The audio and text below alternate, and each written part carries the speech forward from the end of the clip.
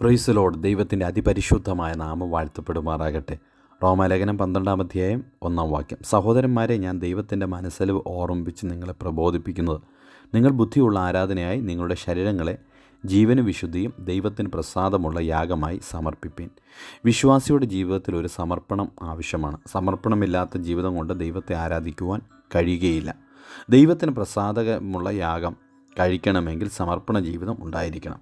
പൗലോസ് പറഞ്ഞു, നിങ്ങളുടെ ശരീരങ്ങളെ ദൈവത്തിന് പ്രസാദമുള്ള യാഗമായി സമർപ്പിക്കുവീൻ. ശരീരം വിശുദ്ധമായിരിക്കണം. കാരണം നമ്മുടെ ശരീരം ദൈവത്തിൻ്റെ മന്ദിരമാണ്. ദൈവത്തിൻ്റെ ആത്മാവ് നമ്മുടെ ഹൃദയങ്ങളിൽ വസിക്കുന്നു. ദൈവത്തിൻ്റെ മന്ദിരം വിശുദ്ധമല്ലോ. 1 കൊരിന്ത്യർ 3:16-17 വാക്യങ്ങൾ. ദൈവം മോശയോട് പറഞ്ഞ വാക്കു ശ്രദ്ധിക്കുക. മുൾപ്പടർപ്പിൽ പ്രത്യക്ഷനായ ദൈവം പറയുകയാണ്, നിൻ്റെ കാലിൽ നിന്ന് ആ ചെരുപ്പ് അഴിച്ചു കളക. പുറപ്പാട് 3:5. നീ നിൽക്കുന്ന സ്ഥലം വിശുദ്ധ ഭൂമിയാകിയാൽ അശുദ്ധിയോടുകൂടെ ദൈവസന്നിധിയിൽ നിൽക്കുവാൻ പാടില്ല.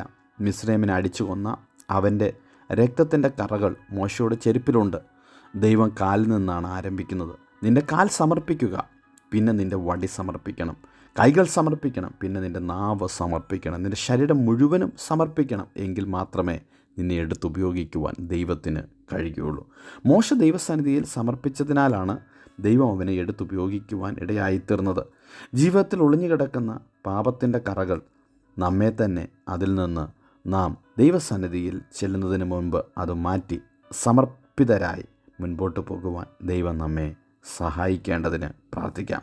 പൗലോസ് പറഞ്ഞു, 1 തെസ്സലോനിക്കർ 5:20 മുതലുള്ള വാക്യങ്ങൾ, ആത്മാവിനെ കെടുക്കരുത്, പ്രവചനം തുച്ഛീകരിക്കരുത്, വചനാനുസൃതമായിട്ട് ജീവിക്കുക, സകലവും ശോധന ചെയ്ത് നല്ലത് മുറുകെ പിടിച്ചു കൊള്ളുക, സകലവിധ ദോഷവും വിട്ടകലുവീൻ. എന്നാൽ സമാധാനത്തിൻ്റെ ദൈവം നിങ്ങളെ മുഴുവൻ ശുദ്ധീകരിച്ച് നമ്മെ നമ്മുടെ ആത്മാവും പ്രാണനും ദേഹവും അശേഷം നമ്മുടെ കർത്താവ് യേശുക്രിസ്തുവിൻ്റെ പ്രത്യക്ഷതയിൽ അന്യമായി വെളിപ്പെടും വണ്ണം കാക്കപ്പെടുമാറാകട്ടെ എന്ന് പൗലോസ് പ്രാർത്ഥിക്കുകയും ചെയ്യുന്നു.